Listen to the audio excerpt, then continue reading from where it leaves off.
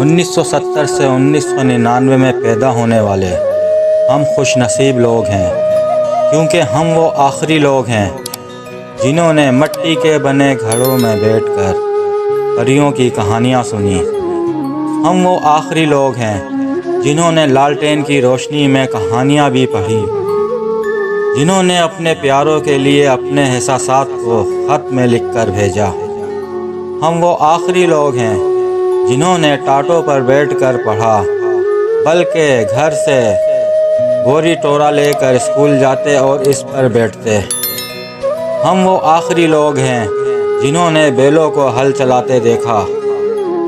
ہم وہ آخری لوگ ہیں جنہوں نے مٹی کے گھڑوں کا پانی پیا، بغیر بجلی کے ٹیوب ویل دیکھے اور اس میں نہایا، گاؤں کے درخت سے آم اور امرود بھی توڑ کر کھائے، پڑوس کے بزرگوں سے ڈانٹ بھی کھائی لیکن پلٹ کر کبھی جواب نہیں دیا۔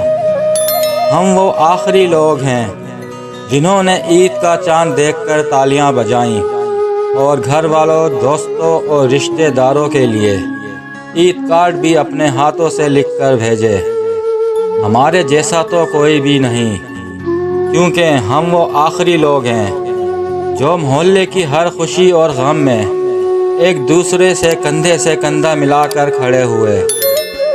ہم وہ لوگ ہیں جو گلے میں مفلر لٹکا کر خود کو بابو سمجھتے تھے۔ ہم وہ دل فریب لوگ ہیں جنہوں نے شبنم اور ندیم کی ناکام محبت پہ آنسو بہائے اور انکل سرگم کو دیکھ کر خوش ہوئے۔ ہم وہ آخری لوگ ہیں جنہوں نے ٹی وی کے انٹینے ٹھیک کیے، فلم دیکھنے کے لیے ہفتہ بھر انتظار کرتے تھے۔ ہم وہ بہترین لوگ ہیں جنہوں نے تختی لکھنے کی سیاہی گاڑی کی، جنہوں نے اسکول کی گھنٹی بجانے کو اعزاز سمجھا۔ ہم وہ خوش نصیب لوگ ہیں جنہوں نے رشتوں کے اصل مٹھاس دیکھی۔ ہمارے جیسا تو کوئی بھی نہیں۔ ہم وہ لوگ ہیں جو رات کو چرپائی گھر سے باہر لے جا کر کھلی فضا میں سوئے، دن کو اکثر گرمیوں میں ایک درخت کے نیچے بیٹھ کر گپے لگاتے۔ کبھی وہ زمانے بھی تھے جب سین میں سوتے تھے، گرم مٹی پر پانی کا چھڑکاؤ ہوتا تھا، ایک اسٹینڈ والا پنکھا بھی ہوتا تھا۔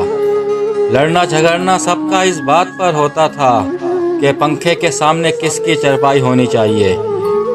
سورج کے نکلتے ہی آنکھ سب کی کھلتی تھی، لیکن پھر بھی سب سوئے رہتے تھے۔ پھر سین میں سونے کے وہ سب دور ہی بیت گئے، چرپائیاں بھی ٹوٹ گئی، وہ سب رشتے بھی چھوٹ گئے۔ دوستو، آپ کا بچپن کیسا تھا؟ کمنٹس میں بتائیں۔